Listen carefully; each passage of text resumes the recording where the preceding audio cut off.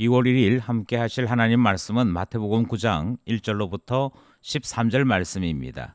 죄인을 위해 오신 제4함의 주권자. 2월과 함께 9장에 들어서게 되고요. 이 9장의 처음 부분의 말씀은 죄 문제에 대한 말씀이 등장을 합니다. 중풍병자를 고치시면서 제4함 이 말씀으로 병자를 고치시는 사건이 등장하고요. 죄인인 마태를 제자로 부르시면서 예수님께서 죄인을 부르러 오셨다라고 말씀하시는 내용이 등장하지요. 제4하시는 권세를 가지신 주님을 만나게 되는 오늘 본문입니다. 본문 안으로 들어가 보겠습니다. 오늘 본문은 크게 두 개의 문단으로 나눠 볼 수 있겠는데 두 개의 문단이 각각 크기 때문에 각각의 문단을 하나씩 더 잘라서 네 개로 구분하여 살펴보려고 합니다. 먼저 살펴보려고 하는 것은 1절과 2절 말씀입니다. 예수께서 배에 오르사 건너가 본 동네에 이르시니 침상에 누운 중풍병자를 사람들이 데리고 오거늘 예수께서 그들의 믿음을 보시고 중풍병자에게 이르시되 작은 자야 안심하라 내 죄 사함을 받았느니라. 1절 말씀을 따르면 예수님께서 가버나움으로 돌아오신 것을 확인할 수 있습니다. 돌아오셨더니 거기에 이미 많은 사람들이 장사진을 치고 예수님을 기다리고 있었던 것이지요. 그 중에서도 매우 놀라운 눈길을 끄는 사람은 중풍병자인 친구를 침상에 누운 채로 데리고 왔던 이 친구들에 대한 내용이 등장을 합니다.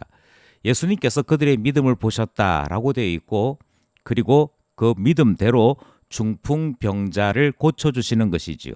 그런데 이 고쳐주실 때에 작은 자야 안심하라 내 죄 사함을 받았느니라 이렇게 말씀하시는 내용이 등장을 합니다.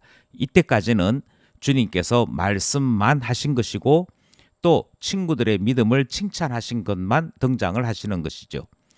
중요한 것은 병 고침을 바라여 왔는데 죄사함에 대한 이야기만 하셨더라 하는 것입니다. 이것이 이 다음 3절로부터의 이야기의 중심 주제가 되는 것이지요. 3절 말씀입니다. 어떤 서기관들이 속으로 이르되 이 사람이 신성을 모독하도다. 예수께서 그 생각을 아시고 이르시되 너희가 어찌하여 마음에 악한 생각을 하느냐 내 죄 사함을 받았느니라 하는 말과 일어나 걸어가라 하는 말 중에 어느 것이 쉽겠느냐.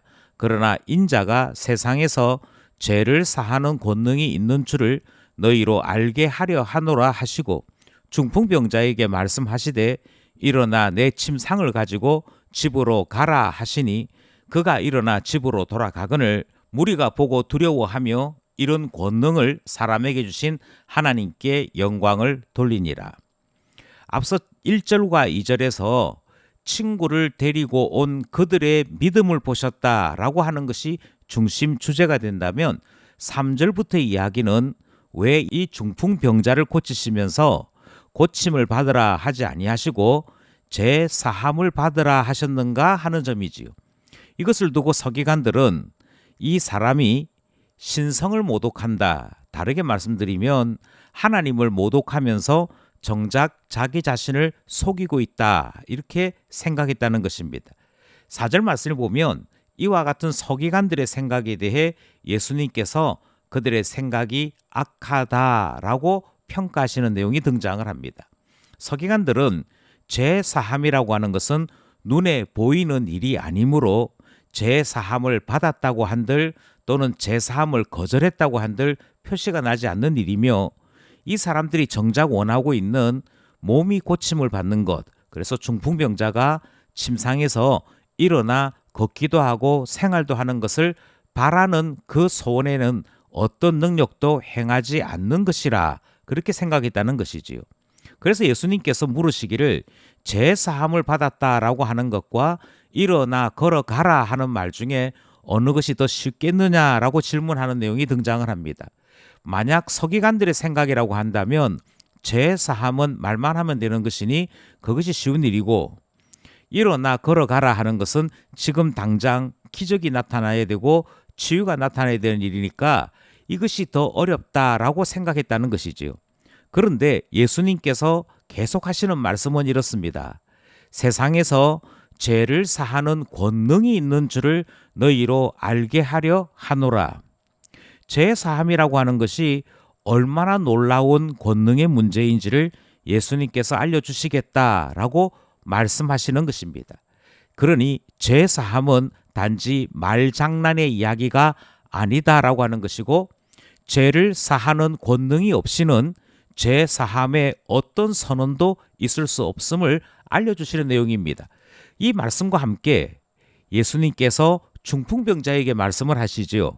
그 중풍병자에게 말씀하시기를 내 침상을 가지고 집으로 가라 하셨습니다.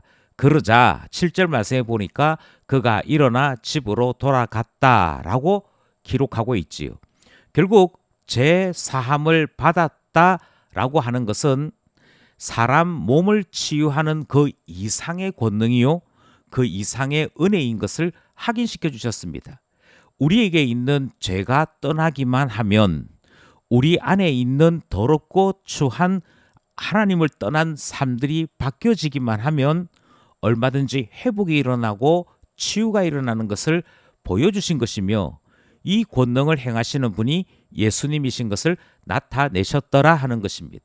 그래서 서기관들이 생각하고 있는 것처럼 말만 하면 되는 일이 제3의 일이 아닌 것이고, 오히려 예수님께서는 권능으로 죄 사함 받은 자에게 일어나는 놀라운 일을 보여주셨고 드러내 주신 것이죠. 이것을 보았던 무리들이 8절 말씀에 보니까 보고 두려워하였습니다. 그리고 하나님께 영광을 돌렸더라 하는 내용이 등장을 하는 것이지요.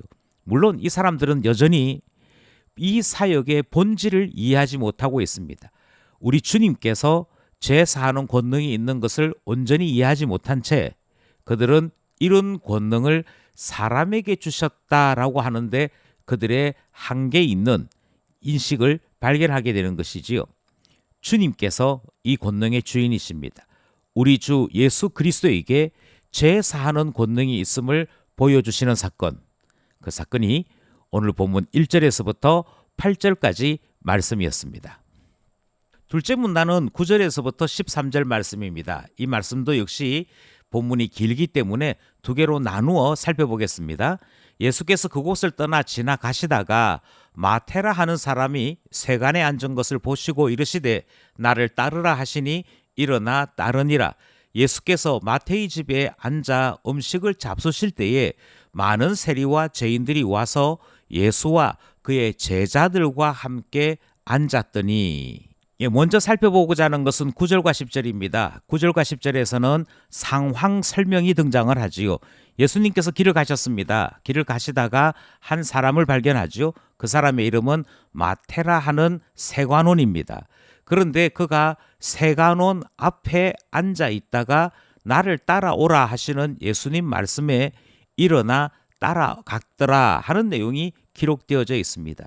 전에도 말씀드린 적이 있습니다만 이 9절과 같은 이 설명에는 숨어 있는 사건들이 상당히 많습니다. 마치 베드로와 요한에게 주님께서 나를 따라오너라 했더니 그 형제들까지 다 포함해서 예수님 쫓았더라 이렇게 마태복음이 기록한다고 해서 그때 그 사건 하나로 제자가 되어진 것이 아니고 앞에서부터 제자로 부르신 많은 사건들이 포함되어 있는 것을 살펴보았지요. 이 마태도 역시 마찬가지입니다. 마태 역시 세관에 앉아 있는 것을 보시고 바로 불러서 그 자리에서 제자 되었다, 그런 의미는 아닙니다. 단지 부르실 때에, 때가 되어서 주님 부르실 때에 마태는 결단하고 주님 쫓는 사람이 되었더라 하는 사실을 우리에게 알려주십니다. 이렇게 결단하여서 제자가 된 마태를 위해 주님이 마태의 집에 가셔서 음식을 잡수셨다 하는 사항이 10절에 기록되어져 있습니다. 그리고 이때까지만 해도 자기 자신을 제자로 맞이해 주신 예수님께 식사 대접을 하고 있는 마태의 모습이 기록되어져 있지요. 하지만 예수님께서 식사의 자리에 가셔서 마태의 식사를 받으시는 것이 유대인들 눈에는 죄인들과 함께 하지 않는다는 이 유대의 결례에 대한 내용을 알고 있는 사람들 눈에는 예수님께서 마태를 받아주신 것이고 그 마태의 친구들, 심지어 많은 세리와 죄인들까지 받아주신 사건으로 이해를 했더라 하는 것입니다. 역시 이 사건이 다음 사건의 발단이 되는 것이죠. 11절로부터 13절은 바로 이 사건 다음에 일어난 사건을 기록하고 있습니다. 11절, 바리새인들이 보고 그의 제자들에게 이르되 어찌하여 너희 선생은 세리와 죄인들과 함께 잡수시느냐? 예수께서 들으시고 이르시되 건강한 자에게는 의사가 쓸데없고 병든 자에게라야 쓸데있느니라. 너희는 가서 내가 긍휼을 원하고 제사를 원하지 아니하노라 하신 뜻이 무엇인지 배우라. 나는 의인을 부르러 온 것이 아니요 죄인을 부르러 왔노라 하시니라. 11절 말씀에서 이미 바리새인들이 같은 이야기를 합니다. 어찌해서 너희 선생인 예수는 재리와 세인들과 함께 식사하시느냐라는 이야기를 함으로 정작 초대한 마태가 아니라 그들을 받아주신 예수님에 대한 비난과 비판이 등장하는 것을 보게 됩니다. 이것이 신앙의 신비이지요. 내가 예수님을 영접하면 곧 즉시 예수님께서 나를 영접하여 주시는 이 놀라운 관계가 오늘 본문의 바탕이 되어지고 있는 것을 확인할 수 있습니다. 이와 같은 일이 어떻게 가능한가? 그것에 대해 12절은 이렇게 예수님의 말씀으로 설명을 하고 있습니다. 예수님은 어떤 분이신고 하니 바로 병든 자를 위해 오신 의사와 같으신 분이어서 그 의사에게는 건강한 사람은 쓸데없고 병든 우리를 맞이하여 주시더라, 고쳐주시더라 하는 내용이 등장합니다. 여기서 예수님을 의사로 소개하고 있는 것을 볼 수 있는 것이지요. 13절에서는 예수님을 하나님으로 소개하고 있습니다. 그것도 예배의 주인이신 하나님으로 소개하는데 구약 말씀을 인용함으로 소개합니다. 내가 긍휼을 원하고 제사를 원하지 아니하노라. 다르게 말씀드려서 제사를 받을 것인지 아닌지를 결정하시는 분, 곧 제사의 주인이시고 모든 경배의 주인이신 분이 예수님이신데 예수님은 어떤 예배를 받으시느냐? 제사만 드리는 예배가 아니라 그 안에 하나님을 담고 하나님의 은혜를 참으로 사모하는 긍휼을 원하는 자의 예배를 원하신다. 이렇게 말씀하고 있죠. 이 13절 말씀 역시 주체와 객체가 서로 뒤섞이는 일이 등장을 합니다. 먼저 내가 긍휼을 원하고 라고 하는 이 말씀에서 너희가 다른 사람을 불쌍히 여기는 그런 사람으로서 예배자가 될 때 이런 뜻을 가지고 있지요. 이런 점에서 볼 때 나는 긍휼을 행하는 자 될 때 하나님 앞에 예배드리는 자가 될 수 있다 하시는 말씀이 됩니다. 그런데 예배 자체는 하나님께로부터 우리가 긍휼을 입는 것이 되어지지요. 그러니 너희가 먼저 긍휼을 행하면 하나님께로부터 긍휼을 받는 일도 있다라고 하는 말씀의 짝이 함께 나타나는 것을 봅니다. 긍휼을 원하는 내가 참으로 긍휼을 입기를 원한다면 너가 긍휼을 행하여라. 그리할 때 너의 제사도 하나님이 받으신다. 이렇게 말씀하시는 내용이 등장하므로 우리는 하나님 안에서 어떤 사람들이며 어떤 관계 속에 있는지를 말씀해 주시는 것이지요. 예수님은 다시 한 번 더 마지막에 우리를 부르러 오신 분인 것을 알려주고 있습니다. 나는 의인을 부르러 온 것이 아니요 죄인을 부르러 왔노라. 예수님께서 찾으시는 것은 죄인 찾으십니다. 그리고 그 죄인이 은혜를 입어 다른 사람들에게 긍휼 베푸는 사람 되기를 원하시는 것을 보게 됩니다. 죄인의 주인이시요 죄인을 변화시키시는 예수님이 소개되고 있는 말씀 9절에서 13절 말씀이었습니다. 오늘도 본문 말씀을 쫓아서 세 가지 기도 제목을 함께 나누고자 합니다. 주님께서 우리의 죄를 사하시며 병을 고치시는 분임이 오늘 본문을 통해 드러났습니다. 그리고 우리는 본문 말씀을 통해 우리 주님이 우리 죄를 사하시는 분, 우리 병을 고칠 수 있는 분임을 고백하게 되는 것이지요. 이 고백을 따라 기도하기는 우리들과 우리들의 지체들의 연약함을 주님 앞에 내어놓으니 그때와 같이 우리의 죄를 사하여 주옵소서 기도하게 되는 것입니다. 주님께서 우리의 죄를 사하시는 권세를 가지고 계시니 죄를 사하시고 병을 고쳐주시기를 간절히 소원하게 되는 것이지요. 둘째로 이 시대의 마태와 같은 이들이 바로 우리 자신들입니다. 주님께서 마태를 부르신 같이 우리를 부르시는 것을 우리는 확신합니다. 부르신 주님께서는 우리를 부르실 뿐만 아니라 주님의 식탁으로 우리를 초대하시며 풍성한 삶으로 우리를 이끄시는 것을 확신하는 것이지요. 여기까지가 신앙생활의 깊이가 아니겠습니까? 주님의 은혜의 초대에 감사하며 그 은혜의 깊은 곳으로 들어갈 수 있는 우리들이 될 수 있도록 기도하게 되는 것이지요. 마지막으로 주님께서 긍휼을 원하신다고 하셨습니다. 단 한순간도 우리의 생각과 모습이 바리새인들, 서기관들을 닮아서는 아니 되겠습니다.